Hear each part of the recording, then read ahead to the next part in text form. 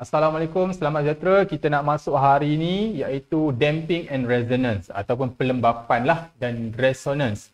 Okey, dalam tajuk gelombang juga. Jadi kita terus. Okey, kita berkenalan dulu dengan pelembapan. Pelembapan tu apa? Pelembapan ialah pengurangan amplitude suatu ayunan. Kita dah tahu amplitude tu apa? Bahasa mudah tinggi lah, tinggi gelombang. Pengurangan amplitude bagi satu sistem ayunan. Sebab apa amplitude boleh berkurang? Kerana kehilangan tenaga. Lagi, kita ada pelembapan luaran dan pelembapan dalaman. Salah eja tu. Okey, pelembapan luaran tu datang daripada kehilangan tenaga di luar. Di luar tu maknanya mengatasi geseran udara. Contohnya macam ayunan bandul, okey, ada rintangan udara dekat luar. Manakala pelembapan dalaman ialah kehilangan tenaga disebabkan oleh regangan dan mampatan zarah-zarah. Biasanya spring lah Okey, kan biasa kita dengar bunyi bila spring tu berayun. Itu ialah geseran. Okey, mungkin karat dan sebagainya lah. Alright, latarkan graf sesaran melawan masa untuk menunjukkan kesan pelembapan. Jadi, okey, ini ialah graf. Kita ada sesaran melawan, ambillah masa. Okey. Jadi kita tandakan sikit. Ini ialah gelombang. Kalau kita buat macam ni kan. Ini ialah gelombang yang tidak mengalami sebarang pelembapan. Dia sama sahaja. Dia punya amplitude. Amplitude dia sama sahaja. Okey, ini tidak mengalami sebarang pelembapan. Tetapi jika mengalami pelembapan, dia akan pengurangan amplitude. Macam mana pengurangan amplitude? Macam gini. Okey, amplitude semakin berkurang. Jadi amplitude juga semakin berkurang. Jadi kita punya gelombang macam mana? Okey, gelombang kita sama juga. Okay. Cuma amplitude dia semakin berkurang. Nampak? Okey, itu sahaja. Jangan lukis sebab ramai budak yang lukis macam gini. Apa masalah lukis macam ni? Masalah besar. Tengok sini, panjang gelombang dia kat sini besar. Panjang gelombang dekat sini makin kecil, panjang gelombang sini makin kecil. Nampak? Dia tak seragam. Dia jarak ni sentiasa sama. Jarak ni tak berubah. Sama ada dia panjang gelombang ataupun frekuensi, dia tak berubah. Yang berubah cuma amplitude sahaja. Jadi titik-titik ni kekal, tak berubah. Jadi sebelum nak lukis, kalau soalan minta suruh lukis macam mana graf yang mengalami pelembapan, tolong tanda-tandakan dulu dekat paksi masa supaya kita tak salah. Okey, itu menjawab soalan yang pertama. Jadi bagaimana untuk mengatasi kesan pelembapan? Macam mana nak maintain supaya dia tak kehilangan tenaga ataupun ayunan itu sentiasa berterusan? Jawapannya kita kena bagi ayunan paksa. Tenaga dari luar, daya dari luar ataupun kita panggil external force. Okey, untuk mengekalkan dia berayun pada amplitude yang maksimum. Tapi nak menyebarkan ataupun nak menyampaikan tenaga kepada suatu ayunan tak boleh suka hati. Jadi nak memberi tenaga pada suatu ayunan, kita perlukan resonance. Okey. Sebab tu kita masuk tajuk yang seterusnya, itu resonance. Resonance tu apa? Resonance berlaku apabila suatu sistem, ayunan dikenakan daya luaran. Okey, daya luaran, external force, external frekuensi yang mempunyai frekuensi yang sama dengan frekuensi asli sistem ayunan tersebut. Apa benda ni? Okey, tak apa, jadi. Dan semasa resonance, sistem akan berayun dengan frekuensi aslinya dan sistem berayun dengan amplitude yang maksimum. Okey, maksudnya macam mana? Suatu objek, kita ambillah bandul. Bandul ni bila kita ayun, kita tarik dan kita lepas. Bila kita lepas, dia akan berayun dengan frekuensi asli dia sendiri. Dia ada frekuensi dia sebab ikut panjang dia. Okay? Dia ada frekuensi dia tertentu. Kita tak boleh nak bagi dia laju pun. Tarik tinggi-tinggi, dia akan ayun sama je frekuensi dengan kita tarik rendah.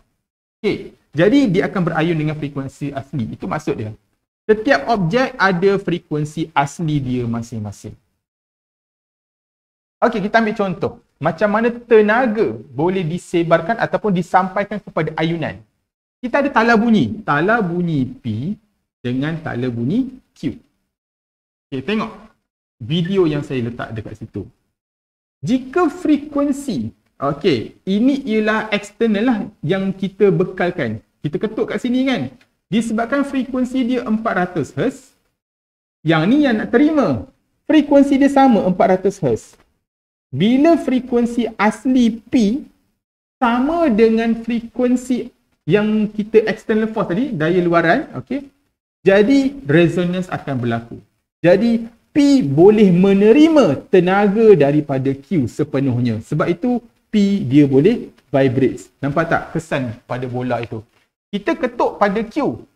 Kita ketuk pada Q, gelombang disampaikan kepada tala bunyi P dan P akan vibrate. Kenapa? Sebab 400 Hz, 400 Hz. Sama frekuensi. Okay, frekuensi asli sama dengan frekuensi daya luaran.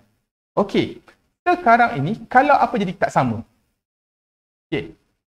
Contoh, tala bunyi Q 300 Hz. Kita bagi frekuensi 300 Hz, P ni 400 Hz. Frekuensi asli dia. Nampak tak? Walaupun kita beri, walaupun gelombang itu kena pada P, P tak dapat nak menerima tenaga tersebut sebab dia tak resonance. Tenaga tu ada tapi tak resonance. Okey.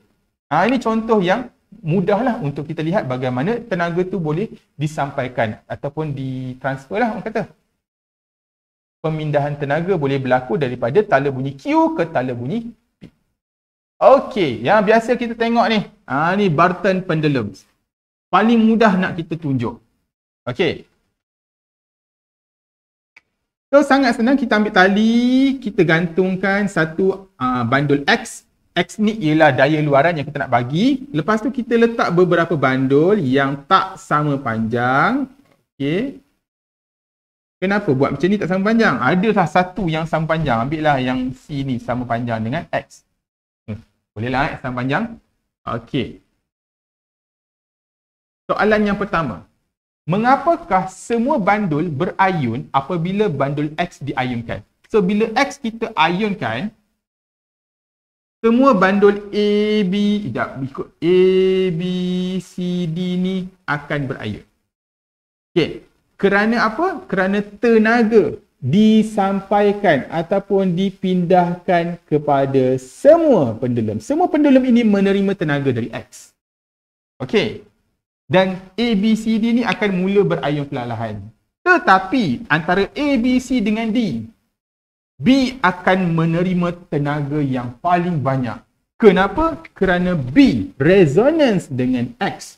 Dia punya panjang sama. Bila panjang sama, untuk ayunan bandul, panjang mewakili frekuensi. Maknanya frekuensi asli bandul B sama dengan frekuensi external force, daya luaran yang diberikan. Jadi semua akan dapat tenaga. Contohlah, A dapatlah 5% tenaga.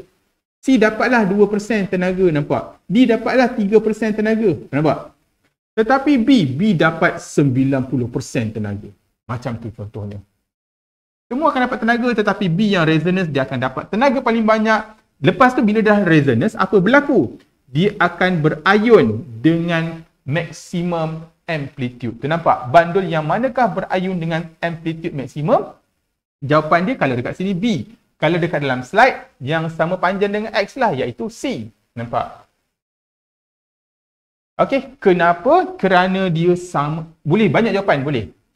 Sama panjang. Yang pertama, sama frekuensi, boleh. Frekuensi asli sama dengan frekuensi external force, daya luaran yang dibekalkan. Banyak jawapan kita boleh terima. Cuba kita tengok macam mana video tu nampak. Apabila kita ayunkan, yang lain semua bergoyang. Semua bergoyang. Semua mendapat tenaga daripada bandul X. Okey. Tetapi dalam banyak-banyak yang berayun ini akan ada satu bandul yang akan berayun dengan amplitude maksimum. Keyword dia amplitude maksimum, iaitu bandul yang sama panjang. Nampak? Nampak dengan jelas? Nampak? Dia akan berayun dengan amplitude yang paling maksimum. Ingat tadi amplitude apa? Daripada tengah-tengah ni, equilibrium, dia boleh berayun paling besar. Alright. Okey, demonstrasi yang ketiga. Bagaimana suara boleh memecahkan gelas kaca? Boleh ke kita pecahkan gelas kaca? Ya, jawapannya boleh. Contoh. Ini ialah gelas kaca. Ini ialah kita punya suara lah. Okey, ni suara kita. Ni awak lah. Okey. Awak sedang mengeluarkan suara. Okey, sebelum tu, saya kata tadi, setiap objek mempunyai frekuensi asli dia masing-masing. Contohlah gelas ni kita ambil. Gelas ini ialah 400 Hz. Okey. Jadi, awak pun keluarkan suara 300 Hz. Apa berlaku pada gelas kaca ini? Gelas kaca ini akan menerima tenaga daripada external force dan dia akan vibrate. Dia akan bergetar. Okey. Saya kata, tinggikan lagi suara awak. Awak pun tinggikan lagi. Menjadi 350 Hz. Apa jadi yang gelas ni? Gelas ini dia akan vibrate. Tak pecah pun. Okey. Saya kata lagi, tinggi lagi suara awak. Awak marah. Awak marah. Awak tinggikan 450. Apa jadi dengan gelas ni? Pecah? Tak pecah. Gelas ini akan vibrate. Kenapa? Sebab tak resonance. Okey, rendahkan sikit suara awak. Okey, awak pun kurangkan sikit. Okey. Apabila daya luaran sama dengan frekuensi asli kaca ini. Nampak? Apabila frekuensi daya luaran sama dengan frekuensi asli bagi gelas kaca ini, maka resonance berlaku. Bila resonance berlaku, resonance tu buat apa? Resonance ini akan menyebabkan gelas kaca ini berayun pada amplitude maksimum. Dan bila dia berayun pada amplitude maksimum, akhirnya dia akan pecah. Okey, jadi tak perlu nak tinggi-tinggi sangat. Okey, untuk pecahkan gelas. Asalkan dia sama dengan natural frekuensi gelas tersebut, kita boleh pecahkan. Okey. Contoh. Nampak tu? Dia buat apa tu? Dia dengar. Pecah. Okey, dia ketuk kaca tu, ting, dia dengar. Dia dengar frekuensi gelas tu. Ting. Jadi dia akan bagi suara yang bunyi seperti bunyi kaca tadi. Bukan bunyi teng, dia akan keluarkan bunyi bagi frekuensinya menyamai frekuensi kaca tersebut. Okey, dan apabila frekuensi suara ataupun daya luaran sama dengan frekuensi asli gelas kaca, resonance pun berlaku. Dan resonance tu buat apa tadi? Resonance itu akan menyebabkan gelas kaca menerima tenaga maksimum dan bergetar pada amplitude maksimum. Nampak tak dia vibrate? Dan akhirnya dia akan pecah. Okey. Mana tak pecah pun? Dah pecah. Alright. Boleh buat kat rumah. Jangan guna gelas yang jatuh pun tak pecah tu, tak. Guna gelas yang nipis. Okey, gelas yang cheers, ketuk sikit pecah. Guna gelas yang macam tu. Okey, apakah kegunaan? Takkan bagi pecah je kerja dia. Banyak benda boleh pakai. Okey, antara kegunaan dia, radio tuner. Okey, contoh pencawang. Pencawang radio ini mengeluarkan gelombang. Contoh radio apa? Radio Ella. Ella. Radio Ella mengeluarkan gelombang 28.5 MHz. Okey, kita ada radio. Kalau radio kita tune 27 MHz, apa jadi? Kita akan dapat gelombang tapi tak cantik. Okey? Gelombang kita tak berapa cantik. Kalau kita adjust, kita tune kita punya radio kita 29, melebihi. Dapat tak? Tak cantik juga. Tapi kalau kita tune kita punya radio sama dengan frekuensi 28.5 MHz, kita akan dapat amplitude maksimum. Paling jelas, paling kuat. Nampak? Itu dari radio tuner.